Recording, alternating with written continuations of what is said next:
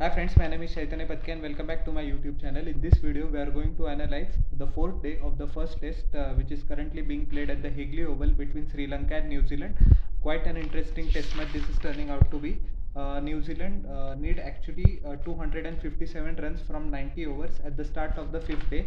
And if you had watched my preview, I said that Angelo Matthews holds the key for Sri Lanka, and he did exactly that. One of the most magnificent 100 ever scored by a Sri Lankan batsman overseas, and he did the same in 2016 with Kusal Mendis as well, if the Sri Lankan fans remember.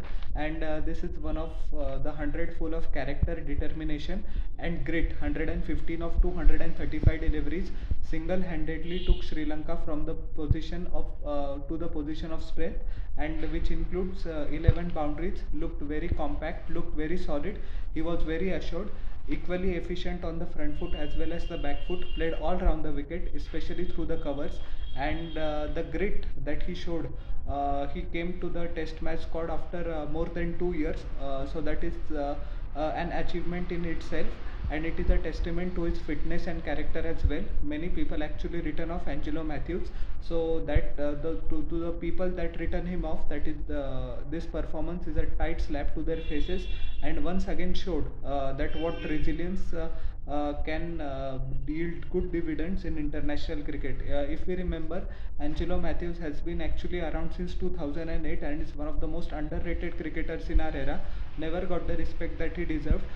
He captained Sri Lanka despite the fact that there were veterans in Jayawardene, Sangakkara, Dilshan, but he just kept his cool.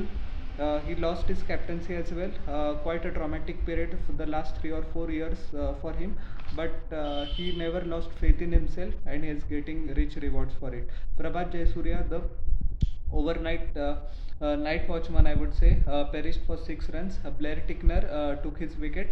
Matthews was undone by a ripper from Matt Henry, but that kind of delivery was needed to get him out. Dinesh Chandimal also looked very compact for his 42, despite the fact that he scored only 2 boundaries. He was clean bowled by Tim Southee. Dhananjaya De Silva was stranded at one head. Unfortunately, I think he deserved his 50, but 47 of 73 deliveries, which includes 7 boundaries, is a great knock nonetheless. Every run contributed, and because we can say that due to Dhananjaya De Silva's contribution, the lead of Sri Lanka went past 250. Dickwella unfortunately couldn't get going in this game. A golden duck for him. Once again, Henry took his wicket. Kasun Rajitha, couple of lusty blows towards the end. 14 of 21 deliveries. He was undone by Matt Henry in swinger. Lairu Kumara, 8 run of 6 deliveries, also include 2 boundaries, was run out by Ken Williamson, and eventually the last man fell to Tim Southee as well. Asita Fernando for duck as well. So Sri Lanka led by 284 runs, quite a substantial lead, I would say. Tim Southee, 26.3 overs, the skipper, played a good hand with the ball, 9 maidens, 57 runs, 2 wickets. Matt Henry, 28 overs, 5 maidens, 71 runs, 3 wickets, bowled especially well towards the latter part of the day.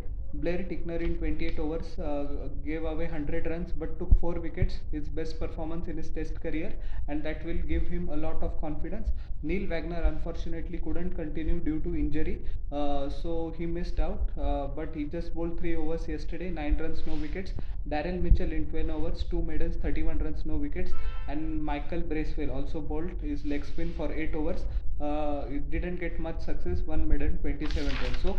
So New Zealand target of 285 were dealt with a heavy blow. Kasun Rajitha taking cotton bolt of Devon Conway, which will prove a confidence boosting wicket for all the Sri Lankan team, because one wicket was needed. Then Tom Latham and Ken Williamson decided to shut shop. 5 extras, 28 for 1 in 17 overs. Good compact batting by both. Rajitha in 6 over gave in 4 maidens, 5 runs, 1 wicket. Asita Fernando bowled 6 over for 9 runs.